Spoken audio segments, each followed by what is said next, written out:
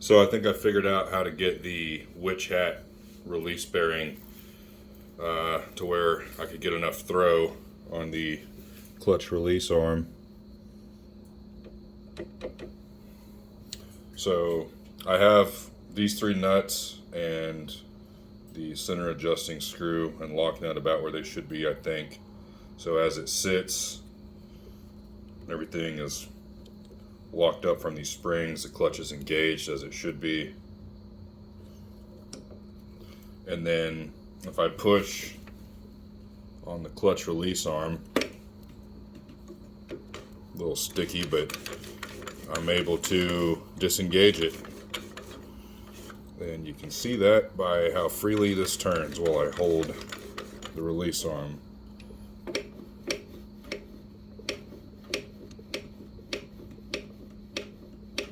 So it's engaged, all locked up. Push the release arm, everything all comes free. A little bit of drag here and there. I cleaned those plates recently. Looks like I need to clean them again. So the way I fixed this is probably unorthodox, and I'm sure a lot of people are going to have something to say about it, but here it goes. I'm sure a lot of people are going to say that, well, something is not right in order for you to have had to do what you've done, and the MoCo didn't do it that way, so on and so forth. Well, whatever. Maybe that's true. Maybe it's not. I don't know. I don't really know much about this transmission. This was my dad's bike. He built it over 20 years ago by now, I guess. He's been gone for about 4 years now, so I can't ask him about it. And he probably would have forgotten by now himself anyways, but it started life as kind of a really tacky looking chopper, and he wanted something semi-original. So he built this, and anyways, as far as I can tell, the kicker cover it's probably an aftermarket piece, and the Witchhat bearing and the push rod are V-twin, and I really don't like to do business with those guys for a whole laundry list of reasons. They steal other people's ideas. A lot of what they make is cheap offshore garbage. But anyways, just to try to get it up and going, I've got the V-twin bearing and clutch push rod, so if I can get it going, then great, and I'll be on the lookout for maybe some genuine Harley stuff if it ever shows up. But so here's what I've done. The fingers, let me go ahead and pull that out. The fingers on, or the little tangs, whatever you want to call them, on the clutch release finger itself, I welded, I put little dabs of weld on them. So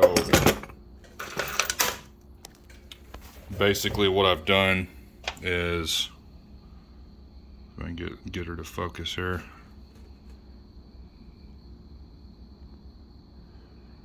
I've increased the height of these little tangs on the end of this finger, raised it up basically.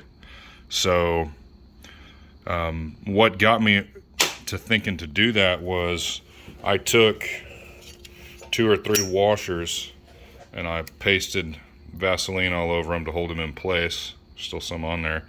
I stuck those on there, and then I reassembled it, and I was able to finally get the clutch to release properly for the first time ever since putting this Witchhat bearing in here.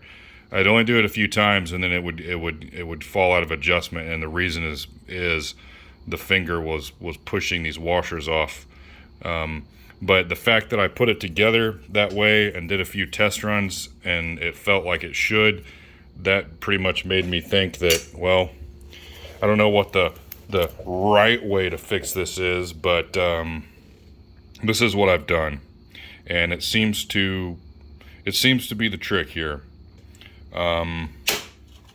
This is actually the old clutch finger that was in there that was used with the dime throwout bearing, wafer bearing, and before I started welding on it and stuff, it looked exactly like this one, or pretty close to it. And this is supposedly the clutch finger that's used with the earlier style.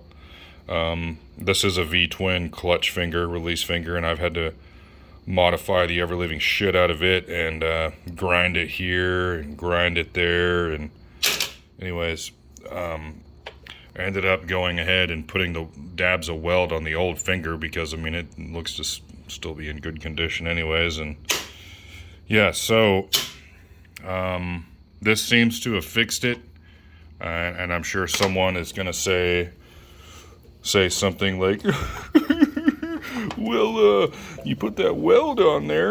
Yeah, well, the weld is probably, well, I don't know, it could be harder than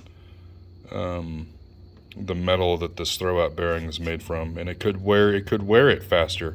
I don't know.